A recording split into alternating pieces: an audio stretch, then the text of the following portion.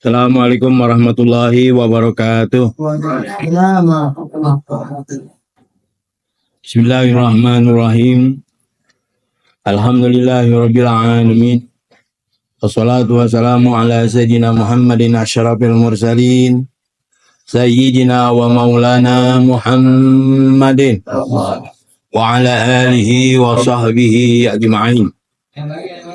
Amma ba'du fa inna asyrafal hadithi kitabullah.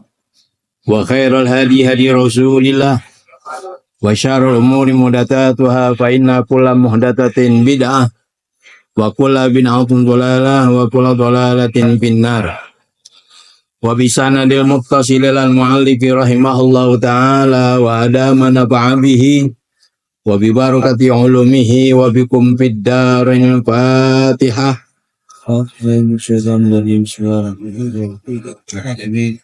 الرحمن الرحيم مالك يوم الدين إياك نعبد وإياك نستعين صراط المستقيم صراط الذين أنعمت عليهم غير المغضوب عليهم ولا الضالين. Jamaah sekalian, jamaah dikir subuh Ahad Kota Depok, tanpa kecuali yang kami hormati, wabil khusus para tokoh masyarakat, para asatidz hadir di tengah kita, akhina billah Kiai Haji Nazaruddin bin Kiai Haji Abdurrahman Nawawi matan Allah bidul hayati, hadir tengah kita Al-Ustaz Nur Effendi matan Allah bidul hayati, hadir tengah kita Al-Ustaz Wahyudi dan masih banyak yang lain. Mudah-mudahan pagi hari ini dalam masa Rabiul Tsani Allah kelak memberikan syafaat kepada kita melalui Nabi kita Muhammad sallallahu alaihi wasallam. Baik hadirin sekalian, karena waktu ini kajian yang keempat dari surah An-Nazi'at. Itu yang 1, 2, 3 sudah di YouTube kan. Sekarang bagian yang keempat dari ayat berapa itu? 36. Wa burrisatil jahimu liman yara. Sampai situ ya. Wa burrisatil jahimu liman yara. Ay udhirat jahannamu linnazirina fara'ahan nasu ayanan badiatan likulidhi basarin. Jadi begitu kiamat tiba, ini kan ayat sebelumnya, begitu kiamat tiba, saat manusia ingat apa yang mereka pernah lakukan di dunia, dan neraka jahanam diperlihatkan untuk orang-orang yang melihat, maka saat itu manusia melihat neraka jahanam iyanan, langsung dengan mata kepalanya. Iyanan nih. Bapak ngeliat api yang berkobar aja, takutnya luar biasa. Ini manusia yang kafir. Manusia yang maksiat melihat neraka jahanam iyanan, langsung dengan mata kepalanya. Badiatan likulidhi basarin. Muncul buat orang yang punya mata. Bahkan boleh jadi orang-orang beriman pun melihat. Tapi bukan untuk mereka. Paling tidak, ini kegembiraan juga buat orang-orang beriman. Kenapa? Orang-orang yang selama ini ngeledek beribadah, akhirnya Allah perlihatkan bagaimana dahsyatnya neraka jahanam. Tuh, balasan lu tuh dulu, waktu lu di dunia ngeledek gua mulu begitu. Paham dah? Iya kan, orang-orang kafir ngeledek mulu. Terus selesai deh tuh tentang bagaimana dahsyatnya hari kiamat dan jahanam. Kemudian wa bada'an wasafa halal kiamati wa ahwalaha. Setelah Allah mensifati keadaan hari kiamat dan huru-haranya, zakaran kisaman nasi ila fariqain. Allah sebut terbaginya manusia kepada dua kelompok. Asqiya'a wa su'ada'a, yaitu orang-orang yang celaka dan orang-orang yang bahagia. Faqala, kemudian Allah berfirman, fa'amma man tagha ay jawajal hadda fil kufri wal isyan. Adapun orang yang lewat batas dalam berbuat kufur dan maksiat, ini nggak sempat tobat, bangga malah berbuat maksiat. Wa atal hayata dunya ay faddalal hayatal faniyata, dan dia mengutamakan kehidupan yang fana. Kehidupan fana itu kehidupan dunia. Alal akhiratil baqiyah, atas akhirat yang kekal. Udah nggak ada itu di otaknya akhirat. Ya, ada orang modelnya kayak gini, Pak. Disuruh ibadah nggak mau, nggak ada itu di otaknya akhirat.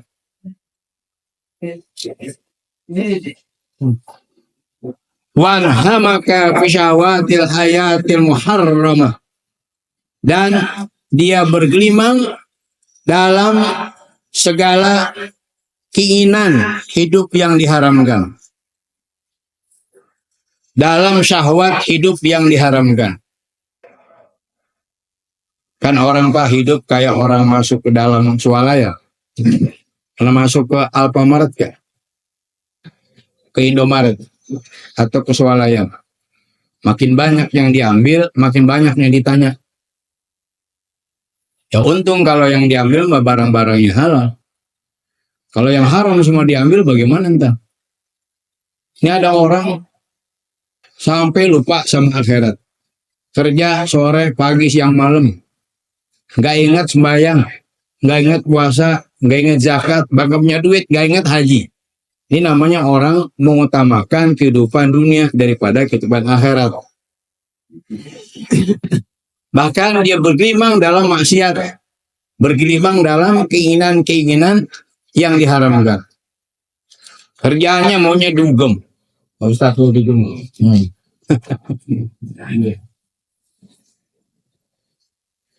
Kerjaannya nongkrong di kafe, kagak pernah mau ibadah. Nah tuh orang kayak gitu tuh. Walam yasta'idda li akhirati bil amali sholeh, dan tidak mempersiapkan untuk kehidupan akhiratnya bil amali sholeh, dengan amal sholeh.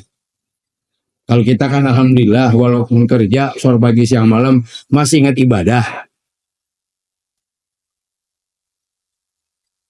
Gak masuk nih ayat ini kita. Tapi gak sedikit tetangga kita Pak, yang kerja sore pagi siang malam ngumpulin duit, tapi gak ingat akhirat. Kalau nggak megang duit mati gitu-gitu.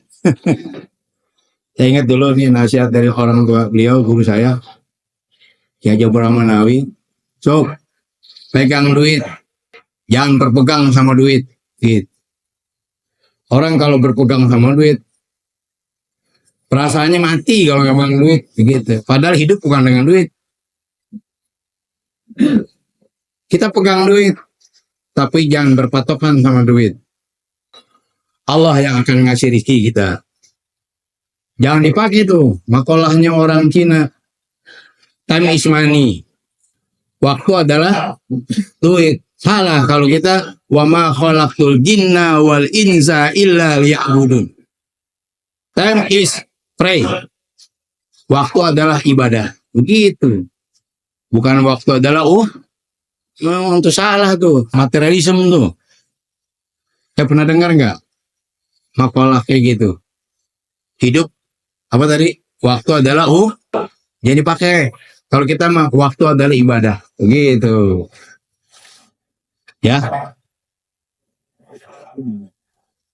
Fa inna jahima hiyal ma'wa, maka neraka jahanam lah tempat kembalinya.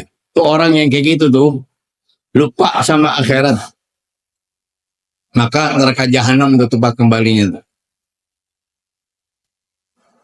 Fa inna jahannama muta'ajjajata hiya manziluhu wa ma'wahu.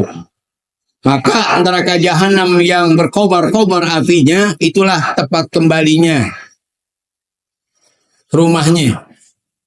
Pak, mau tahu nggak bagaimana nikmatnya surga dan bagaimana kejamnya neraka? Nih, kejamnya neraka ini ada dalam kitab Faidul Qadir.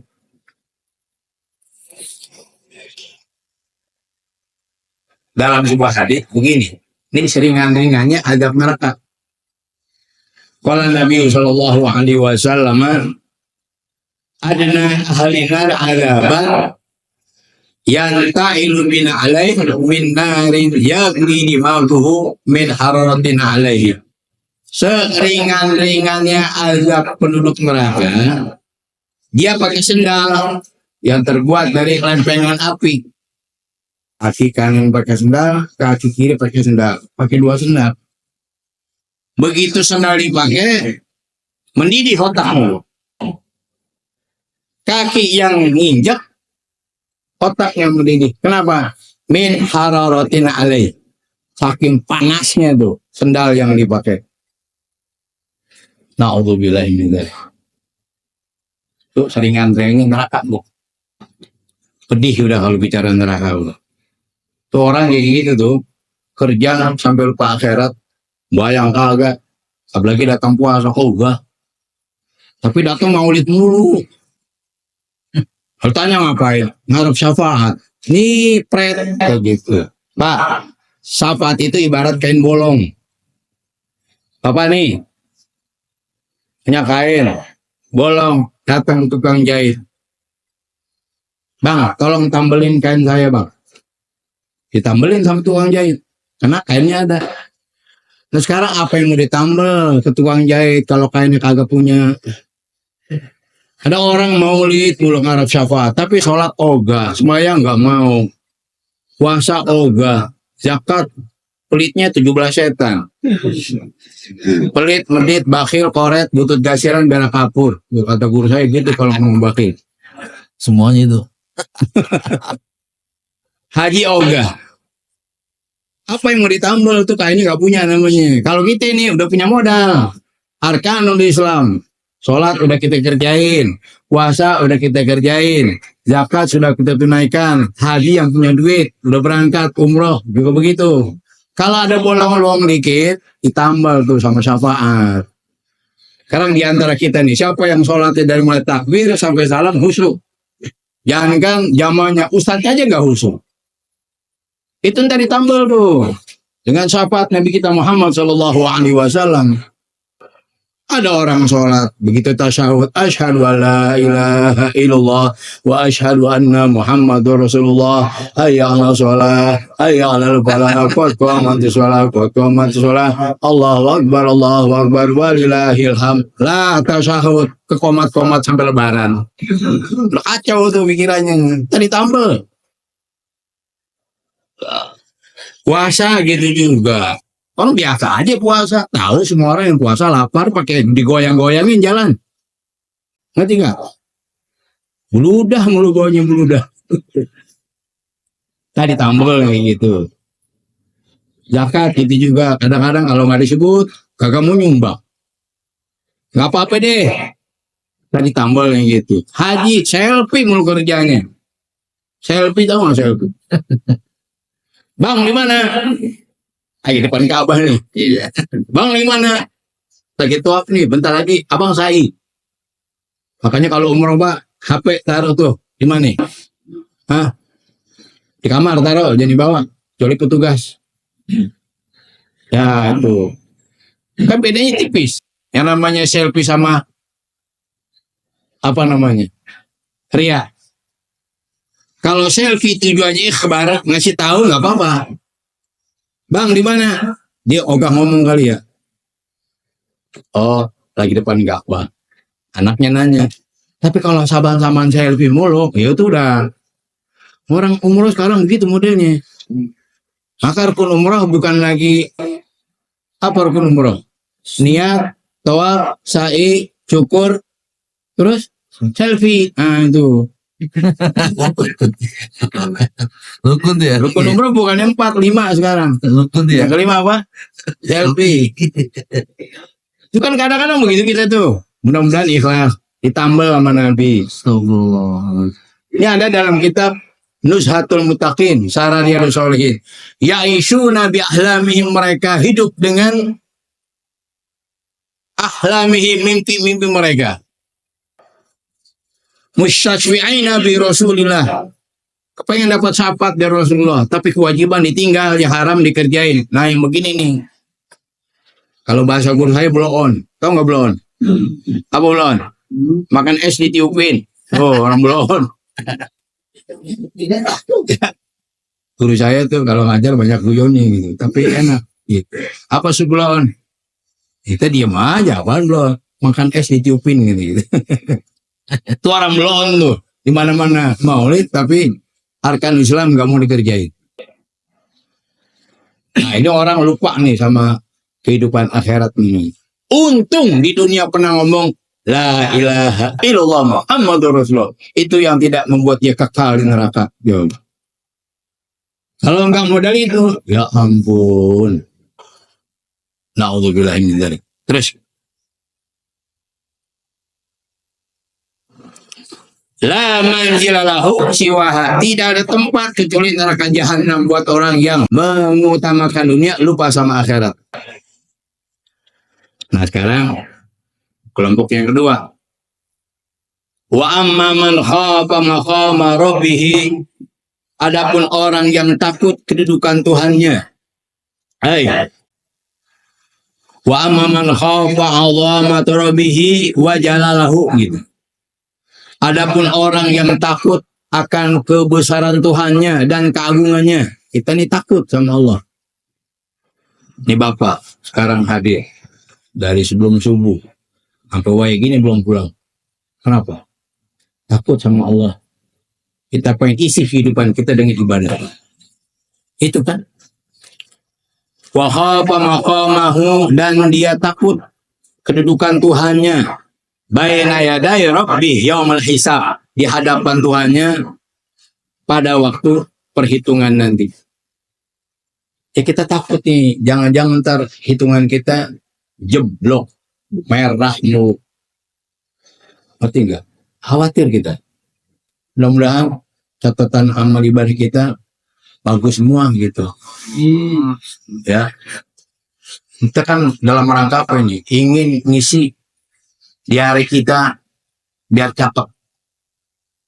Catatan hidup kita biar bagus. Sekarang ini kita kan dalam rangka supaya catatan hidup kita ditulis dengan bagus, dengan indah. Terus kenapa dia takut? La ilmihi wa yaqini bil mabda'i wal ma'ad. Karena dia tahu dan yakin bahwa dia ada tempat awal, ada tempat kembali. Bil mabda'i, dia berasal dari mana? Wal ma'ad, dan dia yakin bahwa dia bakal kembali nanti. Orang ada awal, ada akhir. Malam saya diundang ulang tahun salah seorang jamaah saya, umurnya 96 tahun.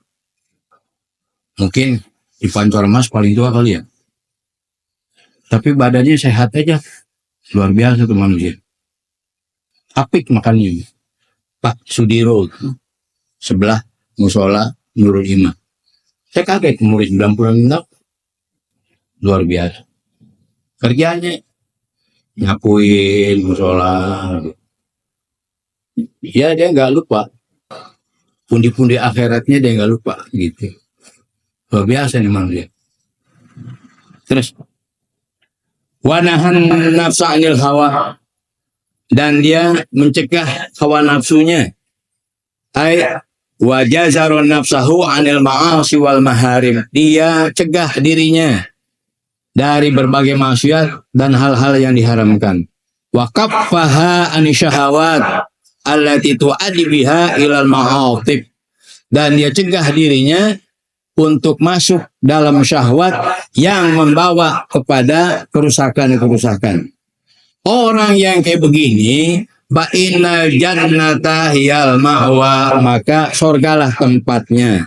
Ai fa inna manzilahu wa masirahu hiyal jannatu darun na'im, maka rumahnya, tempat kembalinya adalah surga yang penuh kenikmatan, rumah kenikmatan. Pak, sekarang saya cerita surga. Kayak apa sih? Seringan dengar surga kayak apa? Ini sama dalam kitab Faidul Qadir juga.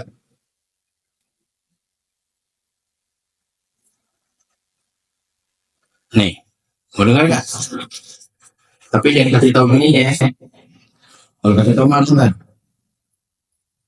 Qala Nabi sallallahu alaihi wasallam, adna ahlil jannati manzilatan alladzi law tamanna al-khadimin. Seringan-ringannya kedudukan penduduk surga adalah orang yang mempunyai 80.000 pembantu. Di Bapak ini dilayani sama 80.000 pembantu. Masya Allah. Karena di dunia gua aja termehek-mehek kita bayarnya.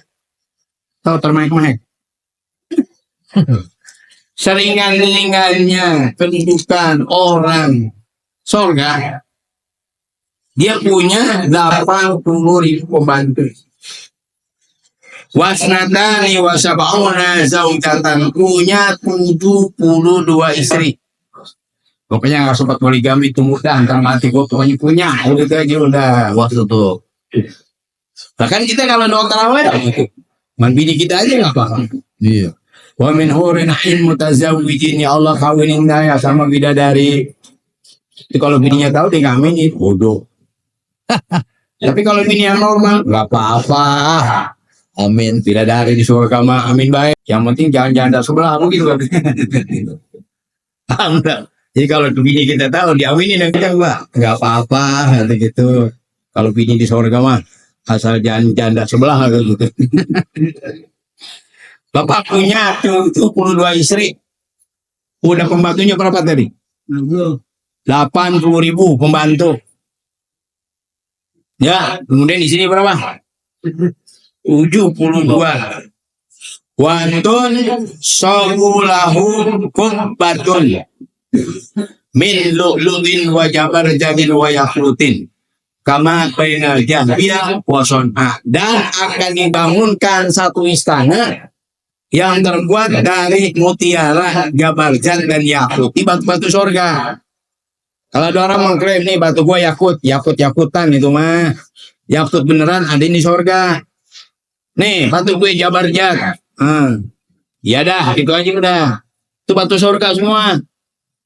Lu. Tapi lu yang asli ya surga ada ini. Ya. Baina Jabiyati wa Son'a. Jabiyah itu satu tempat di Syam. Kalau sekarang Syria. Jauhnya dari Syria ke Yaman. Kayak apa tuh? Itu seringan-ringannya surga. Semiskin-miskinnya. Semisi-misinya orang surga tuh punya begitu. Ya. Ya ampun. Mantap. Jadi sampai sama bini ribet dah. Ya enak banget ya, laki kita jadi dilayani. Terus kita jadi apa? Bilang lu bakal jadi ratu gua gitu. Istri kita jadi ratu Pak. Kedudukannya tetap lebih tinggi gitu. Jadi ratu. Udah pokoknya lu jadi ratu gua ntar, kita tenang aja gitu. Ya ampun. Ya, kita nggak habis nih. 5 menit lagi dah. Nanti kita lanjut. Ya, mana itu tadi? Laisa lahu manzilun. Oh ya, tidak ada tempat di sana selain daripada surga buat orang yang mengutamakan kehidupan akhirat. Bapak silahkan kerja, nggak apa-apa. Allah, Nabi, dulu kita jadi orang kaya. Tapi jangan lupa sama akhirat begitu.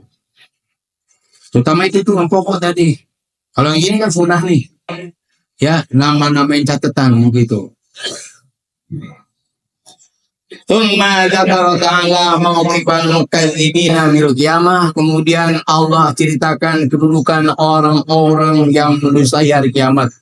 Al mustahzi'ina bi akhbari sa'ah, yang meremehkan berita-berita kiamat. Faqala, kemudian Allah mengatakan, yas'alunaka nisa'ah ayyana mursaha.